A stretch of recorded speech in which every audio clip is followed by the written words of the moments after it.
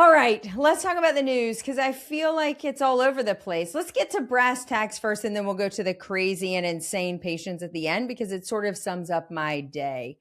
All right, a couple of big new update rules that we have to be aware of. The first is a digital accessibility law that is a final ruling that came out. It sort of started in 2024, but it is now official. You have until May 11th if you are a company of more than 15 employees and you're a dental office that receives any type of federal support. That would include Medicaid and children's health insurance programs. If you're a dental school or an academic dental program, if you're a clinic affiliated with a hospital or a health system, community health centers and dental services, dental specialists and dental researchers or companies receiving any federal funding, you have to comply with this digital tools for accessibility for individuals coming to your office or clinic with disabilities. There's a whole guideline. We're not going to get into that tonight. The ADA has published a guideline to get your practice ready. If you have 15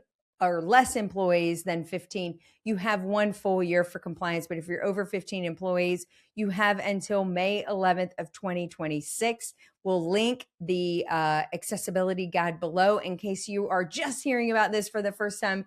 You only have 5 days to comply. Maybe you can write a letter and ask for an extension because you heard it first on Dentists in the Know and had no idea it was coming, but we'll make sure we link it for you. Another update was a education department finalizes some key information on a student loan rule that will go into effect here very quickly. Some very key pieces of information that I think will very much affect dentistry and the pursuit of dental education. Number one, you will likely not be able to get full funding for a full tuition in federal loans anymore.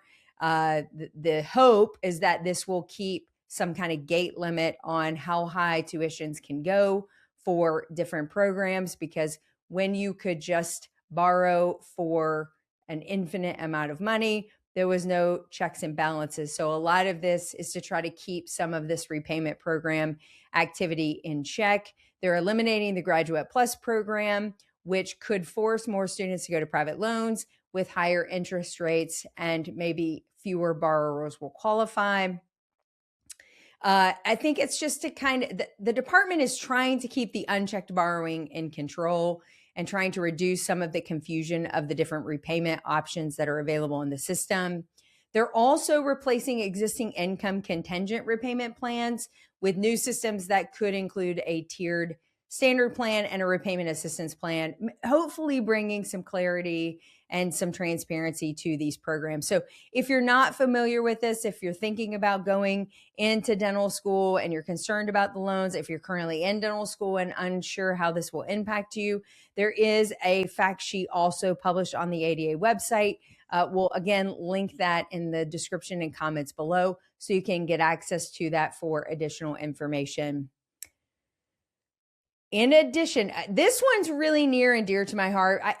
I'm passionate about the cost of education because I think it is one of the biggest tipping points in our current life expectancy of a dentist. I think it's definitely one of the compressions in the economic landscape for dentistry. But this one in particular, as a private practicing dentist, really gets my goat. And it is the pre-medication for orthopedic patients. And there's been a lot of back and forth. Just so we're all on the same page, the orthopedic guidelines are still in line with the 2015 guidelines published by the ADA, even though the ADA has now moved on to a 2024 position paper. So that is where we are. And I think if you're a practicing dentist, you have patients all over the map.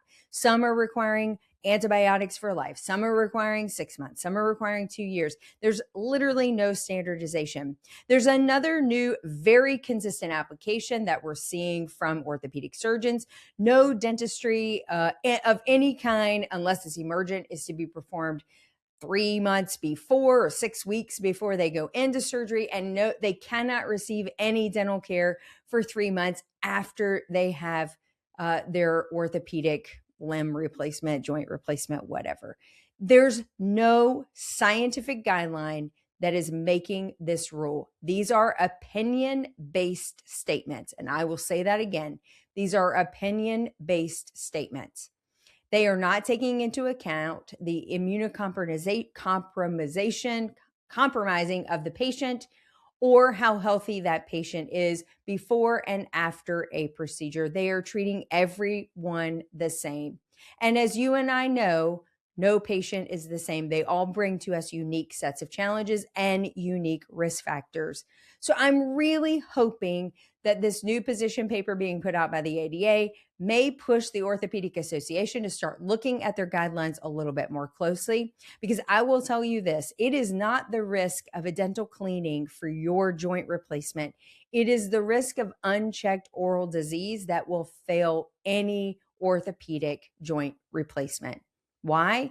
Because the oral cavity and oral health is the gateway to overall optimal immune activity. So when we keep that in check, those patients are vastly healthier in the long run. So we've got to find some common ground because this has been this constant dichotomy between both specialties, and we have to get on the same page because unfortunately the patient is sort of stuck in the middle.